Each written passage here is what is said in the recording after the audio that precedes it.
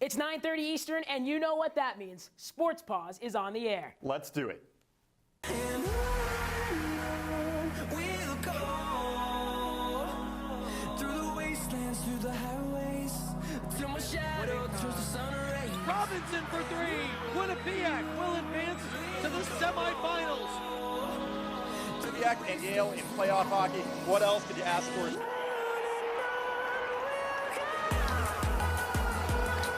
I just love beating Yale.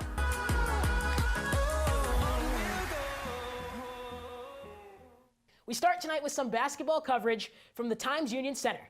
And for the fourth time in the last 6 years, the Quinnipiac Bobcats are conference champions.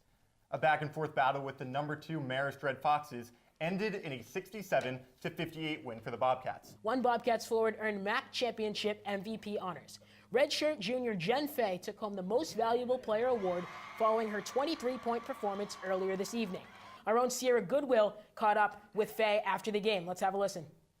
I'm here with Jen Fay, the 2018 MAC Tournament MVP.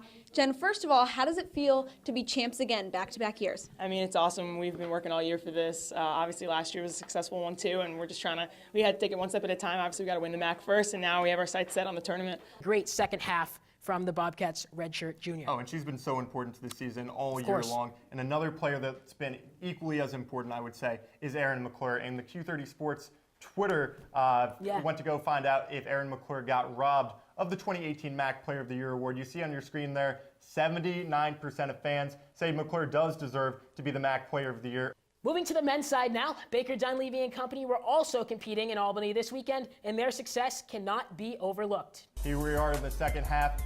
You know, we just saw 2 nice three-pointers, but it was the three-point wonder from down under, Jacob Ragoni with a big three. Canisius would go on a 12-0 run, and a nice dunk here by Jabril Faulkner. But Rich Kelly is going to find Aaron Robinson for a three. That'll tie the game with 9 minutes to play in the second half. And here again, Aaron Robinson hits the shot of his life, putting Quinnipiac up by 6 with 2.5 to play. Quinnipiac upsets the number 2 seed, Kyle. Quite the impressive take. So the men's basketball bracket after the quarterfinal round looked a lot like this. None of the top 3 seeds were included, as all 3 had been upset by lower seeds in rounds prior. The Bobcats in the MAC tournament semifinals, I don't think anyone would have told you they would have been there at the beginning of the season. Abdoulaye Bundu gets it started with a nice block there. And Quinnipiac at this point is down 2 points, but make it 5. A three-pointer there from Jerome Segura gives Fairfield the lead. This time another three-pointer, but it's Tyler Nelson. Final score, Fairfield 74, Quinnipiac 64. Fairfield advances to the MAC championship game. So, MJ, the men's ice hockey team traveled to Yale this past weekend for the first round of the ECAC hockey playoffs. MJ, we were both there. Let's see your story on game 1. Quinnipiac went down. We struggled a little bit in the first. Thought Yale was good, and the message after the first was we need to play better. But it certainly wasn't out. 5 unanswered goals, including this between-the-legs finish from freshman Joe O'Connor, lifted the Bobcats to victory in Game 1 of the ECAC first-round series versus Yale. We really battled and played a good, honest game tonight.